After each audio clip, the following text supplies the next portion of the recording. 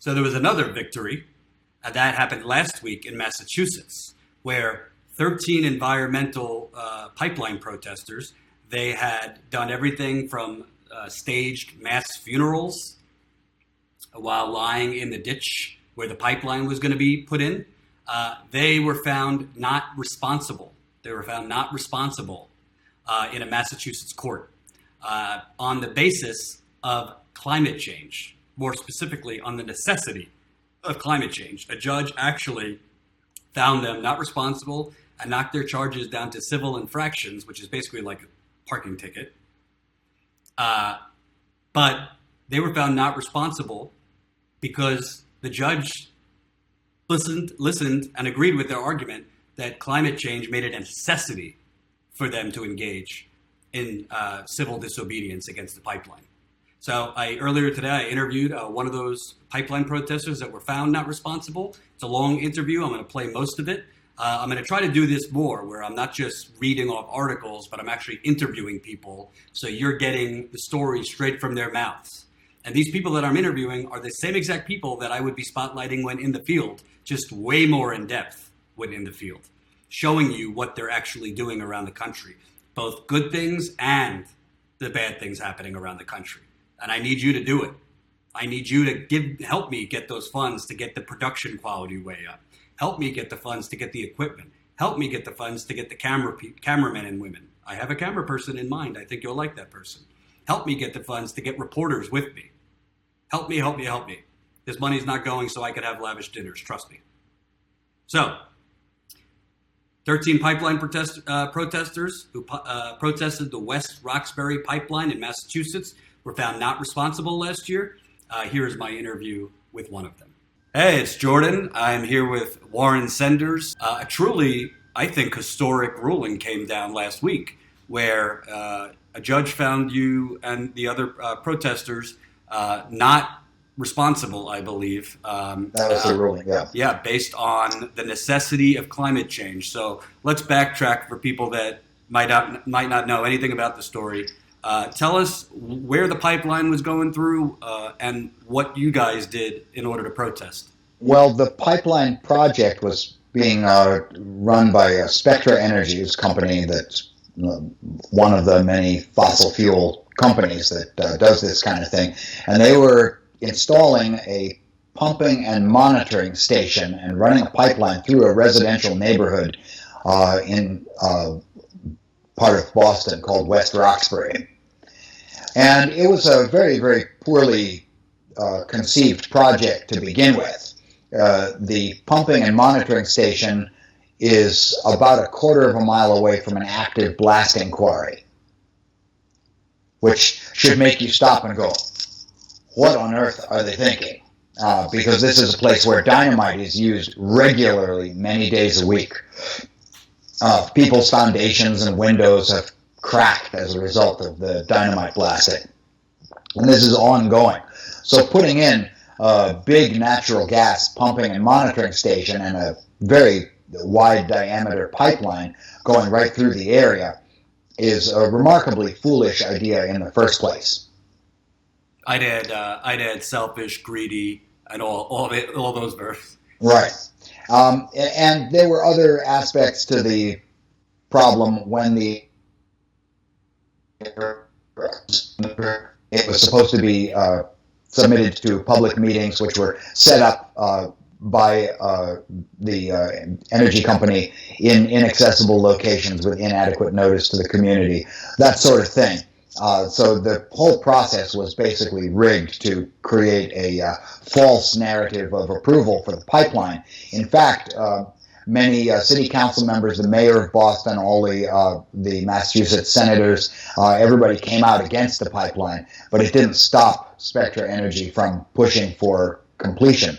So civil disobedience became a necessity, and this all began with a woman who lived in the West Roxbury neighborhood named Mary Boyle, who began by recognizing the necessity of some kind of resistance and simply began holding a sign and urging people to join her in a fight to stop the West Roxbury pipeline. So And she was holding a sign, you said? she was holding a sign. She maintained a daily vigil 6 days a week, starting, I think, in late 2015, and continued holding that sign for, I think, almost 2 years, or possibly more than 2 years. Wow. And she got quite a number of people involved with her. And so you'll see hashtag Stand With Mary, for example, in some of the pipeline resistance movement work. And so around that time, the movement began to mobilize to do different kinds of civil disobedience. And over the span of the actions from the beginning of 2016 into 2017, almost 200 people were arrested doing various types of civil disobedience action. Some of the other members of our particular trial group actually lay down in the pipeline trenches. I was not part of that group. My group entered the pumping and monitoring station through a hole in the fence in the back and climbed over a pile of construction waste and came down into the pipeline construction. And we were actually getting ready to get into the trenches at the time that we were arrested and taken into custody by the Boston police force. Mm-hmm. And what I read was the other group that was going in, lying in the trenches, were kind of symbolically staging a mass funeral. Is that right? Because there had recently been a lot of heat wave related deaths in Pakistan. This was the impact of climate change was being felt in places all over the world in ways that were impossible for us to ignore. And the activists who did the trench lying action were explicitly making a connection. The deaths from those heat waves in Pakistan were caused by the greenhouse gases emitted by our civilization's emissions of fossil fuels. That is to say, the trenches we were lying in, the trenches that were being dug for this pipeline, were directly causal to deaths in the future. Mm-hmm. More deaths are going to be created by this fossil fuel consumption now. And so it was a very, very direct and forceful attempt to make that connection explicit. So I want to talk about that because we see with Standing Rock, North Dakota is no friend to environmental activists or indigenous people. So you see people being really railroaded through the legal system there. I've covered that. But you all, frankly, very liberal state, Massachusetts, talk about what exactly was your argument, because the judge actually allowed each one of you to make an argument based on that you needed to do this based on climate change. Well, we were originally hoping that we'd be allowed to mount a full 5-day jury trial, in which case we would be able to bring in our expert witnesses, who included people like Bill McKibben, people like James Hansen. There were people who understood the dynamics of methane release from the natural gas pipelines. There were city councilors who were ready to testify about the inflexibility of Spectra Energy and their readiness to basically derail the approval process. We had a whole panoply of expert witnesses that were lined up. But the state dropped the charges, or rather the state reduced the charges to civil infractions. And what that meant was that we expected going into the courtroom that Tuesday that we would just, get fined a few dollars by the judge, and that would be the end of it, and it would end kind of with a whimper. But Tim DeChristopher, as one of the defendants representing himself pro se, made the argument to the judge that we should be allowed to at least present our views and our beliefs in an effort to explain why we had done what we had done. And the corollary of that, the concomitant of that, would be a finding. He requested that the judge find us not guilty by reason of necessity. And Judge Driscoll, rather surprisingly, said, okay, go ahead. Give us your reasons. And it was a remarkable scene in the courtroom because all of the defendants lined up to get 2 minutes to speak to the judge. And it was quite remarkable, and I think actually the Climate Disobedience Center, Marla Markham, I think she's just said that the audio from that courtroom presentation is now available. Each of us presented a different aspect of the things that had brought us to a sense of urgency about the civil disobedience that we'd carried out. So my particular presentation, when it came my turn to speak to the judge, I spoke from my life and my career as a musician. And I said the urgency of climate change is felt not just in the disruption to agriculture, it's felt not just in the extinctions of charismatic megafauna. You know, we see dying polar bears.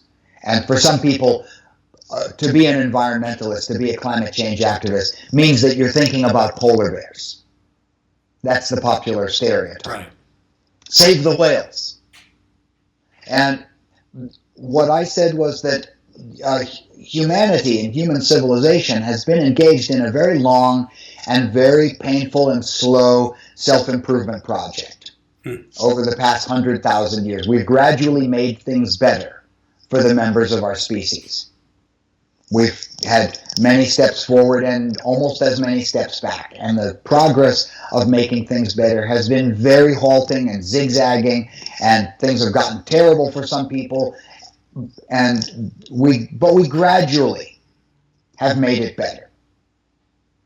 And all of that is threatened by climate change. So not just the obvious things, our power lines are going to be knocked down by high winds, our roads are going to be disrupted by climate events, our cities are going to get gradually wetter and wetter.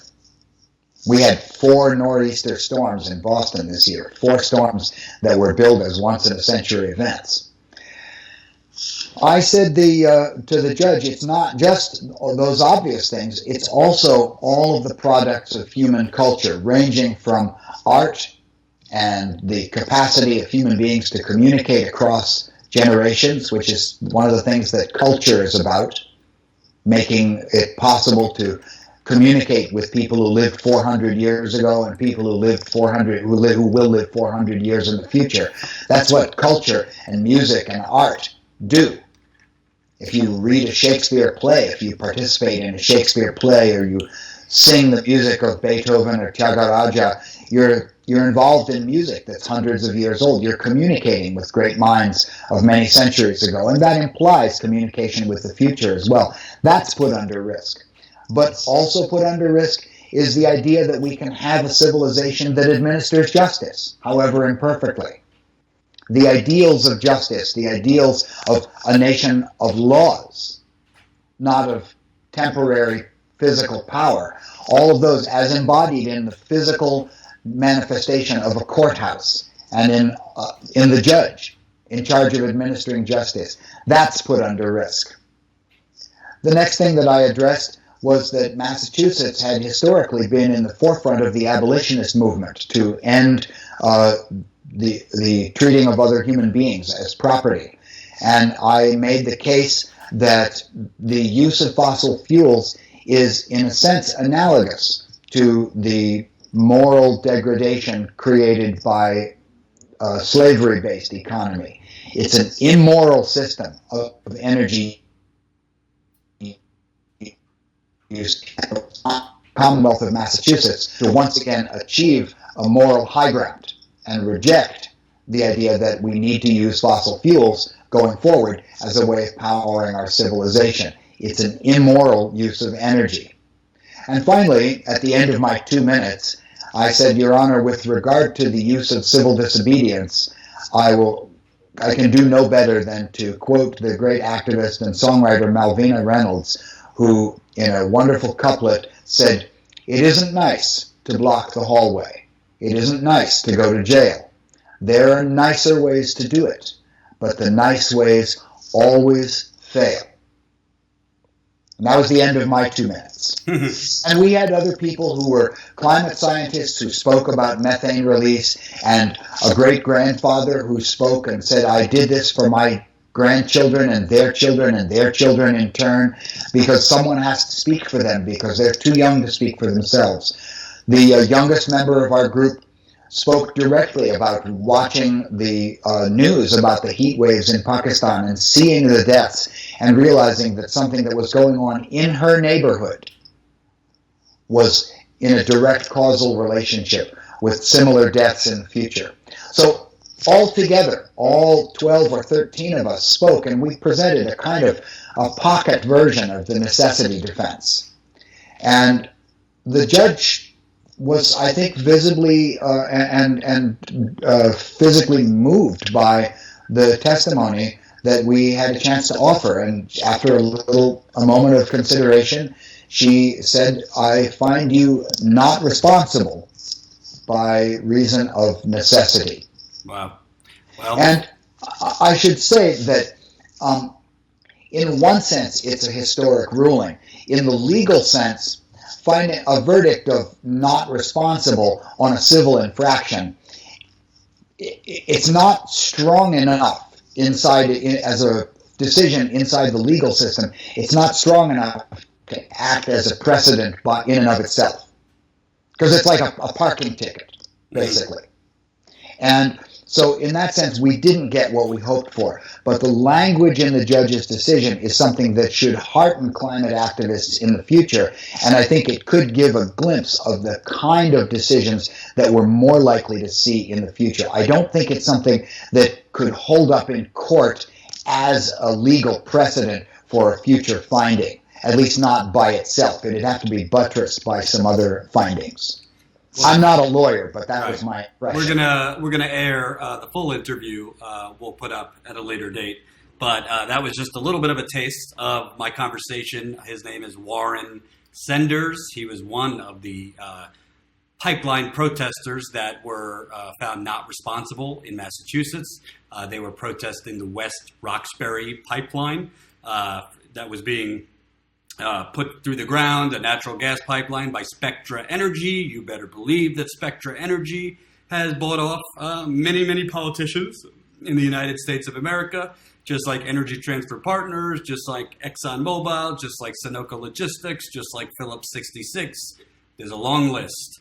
And that kind of reporting is what I want to show you on a daily basis. I want to build a major media network around reporting that focuses on real issues, real people, and real struggle, and real corruption. So we also need to examine this is change.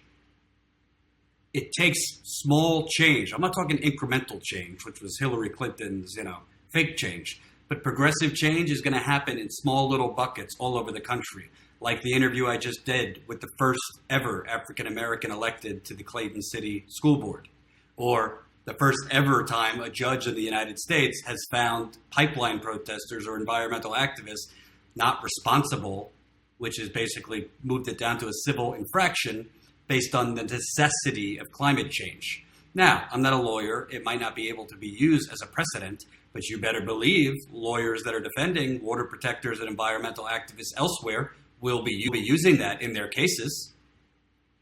And sometimes it's a domino effect. You see gay marriage. First it started in, couple, one stayed here, another stayed here. All of a sudden it became nationwide.